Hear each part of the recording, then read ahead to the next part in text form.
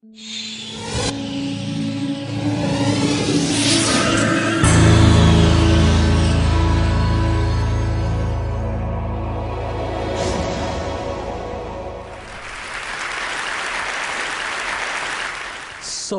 what does the happiest man in the world look like?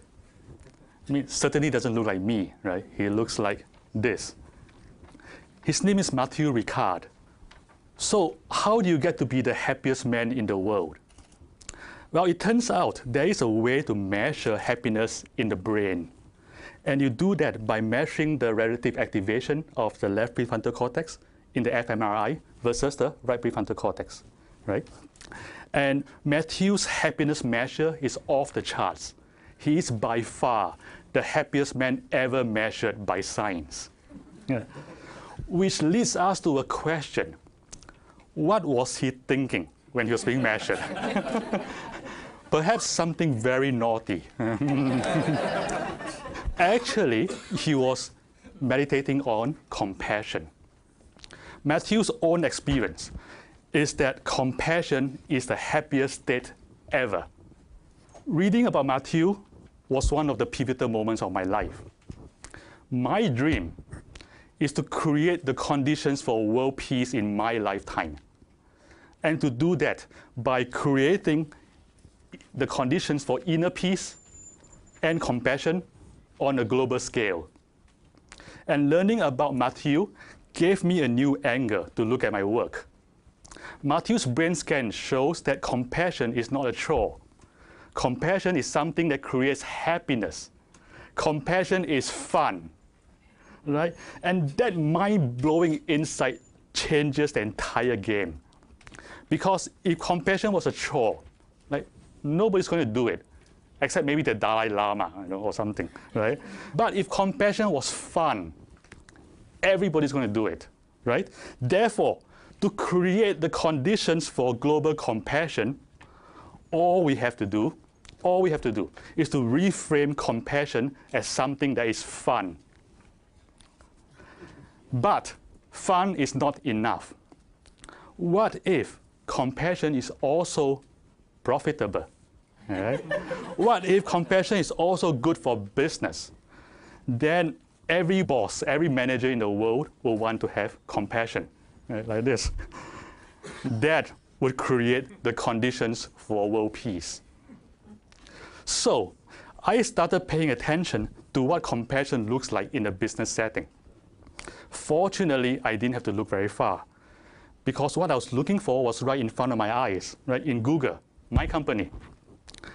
I know there are other compassionate companies in the world, but Google is sort of the place I'm familiar with because I've been there for 10 years. So I'll use Google as the case study. Google is a company born of idealism. It's a company that thrives on idealism. And maybe because of that, compassion is organic and widespread company-wide. In Google, expressions of corporate compassion almost always follow the same pattern. It's sort of a funny pattern.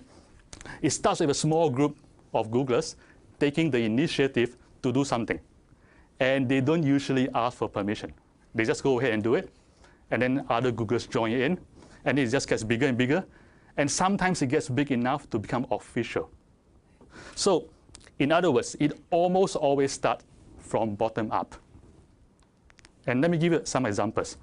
The first example is the largest annual community event where Googlers from around the world donate their labor to their local communities was initiated and organized by 3 employees before it became official, because it just became too big. Another example, 3 Googlers, a chef, an engineer, and most funny, a massage therapist.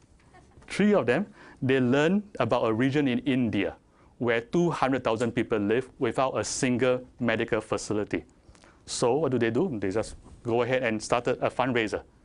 And they raised enough money to build this hospital, the first hospital of its kind for 200,000 people. During the Haiti earthquake, a number of engineers and product managers spontaneously came together and they stay up overnight to build a tool to allow earthquake victims to find their loved ones. And expressions of compassion is also found in our international offices. In China, for example, one mid-level employee initiated the largest social action competition in China, involving more than 1,000 schools in China, working on issues such as education, poverty, healthcare, and the environment. There is so much organic social action all around Google that the company decided to form a social responsibility team just to support this effort. And this idea again came from the grassroots, from two Googlers who wrote their own job descriptions and volunteered themselves for the job. And I found it fascinating that the social responsibility team was not formed as part of some grand corporate strategy, right? It was like two persons say, let's do this. And the company said yes. So it turns out that Google is a compassionate company because Googlers found compassion to be fun. But again, fun is not enough. There are also real business benefits. So what are they? The first benefit of compassion is that it creates highly effective business leaders. What does that mean? There are three components of compassion. There is the affective component, which is I feel for you. There is the cognitive component, which is I understand you. And there is a motivational component, which is I want to help you. So what has this got to do with business leadership? According to a very comprehensive study led by Jim Collins and documented in the book Good to Great, it takes a very special kind of leader to bring a company from goodness to greatness. And he calls them level 5 leaders. These are leaders who, in addition to being highly capable, possess two important qualities, and they are humility and ambition. These are leaders who are highly ambitious for the greater good. And because they are ambitious for greater good, they feel no need to inflate their own egos. And they, according to the research, make the best business leaders. And if you look at these qualities in the context of compassion, we find that the cognitive and affective components of compassion, understanding people and empathizing with people, inhibits, tones down what I call the excessive self-obsession that's in us, therefore creating the conditions for humility. The motivational component of compassion creates ambition for greater good. In other words, compassion is the way to grow level 5 leaders. And this is its first compelling business benefit. The second compelling benefit of compassion is that it creates an inspiring workforce. Employees mutually inspire each other towards greater good. It creates a vibrant, energetic community where people admire and respect each other. I mean, like you come to work in the morning, right? And you work with 3 guys who just up and decide want to build a hospital in India. Right? It's like, how can you not be inspired by those people, your own co-workers?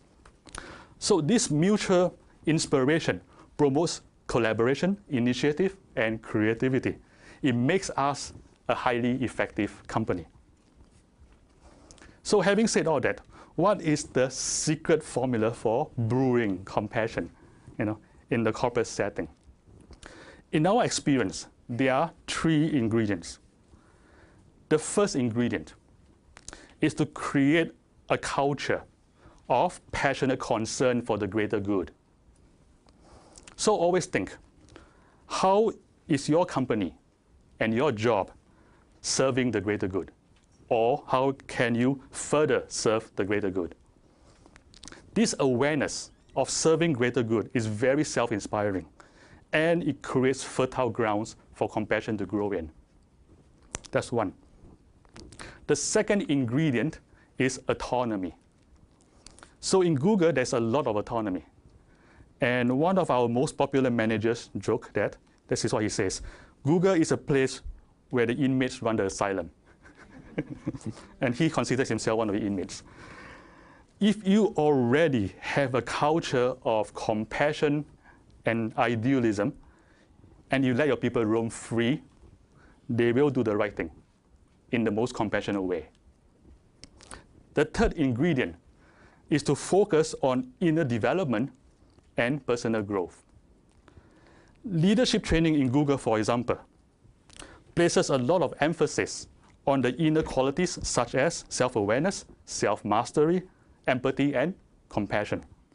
Because we believe that leadership begins with character. We even created a 7-week curriculum on emotional intelligence, which we jokingly call Search Inside Yourself. Yeah, it is less naughty than it sounds. So I'm an engineer by training, right? But I'm one of the creators and instructors of this course, which I find kind of funny, right? Because this is a company that trusts an engineer to teach emotional intelligence. So what a company. So search inside yourself. How does it work? It works in 3 steps. The first step is attention training. Attention is the basis of all higher cognitive and emotional abilities.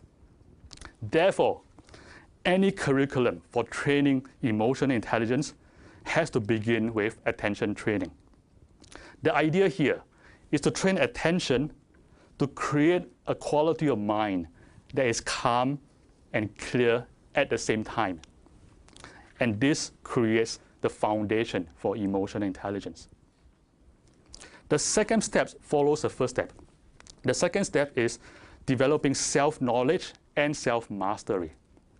So using the supercharged attention from step 1, we create a high-resolution perception into the cognitive and emotive processes. What does that mean?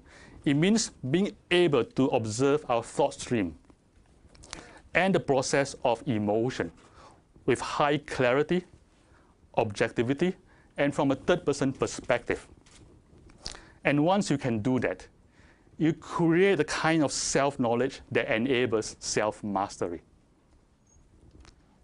The third step, following the second step, is to create new mental habits. What does that mean? Imagine this. Imagine whenever you meet any other person, anytime you meet a person, your habitual, instinctive first thought is, I want you to be happy. I want you to be happy. Imagine you can do that. Having this habit, this mental habit, changes everything at work. Because this goodwill is unconsciously picked up by other people. And it creates trust. And trust creates a lot of good working relationships. And this also creates the conditions for compassion in the workplace. Someday, we hope to open source Search Inside Yourself, so that everybody in the corporate world will at least be able to use it as a reference. And in closing, I want to end the same place I started, with happiness. I want to quote this guy, the guy in robes, not the other guy, the Dalai Lama, who said, if you want others to be happy, practice compassion.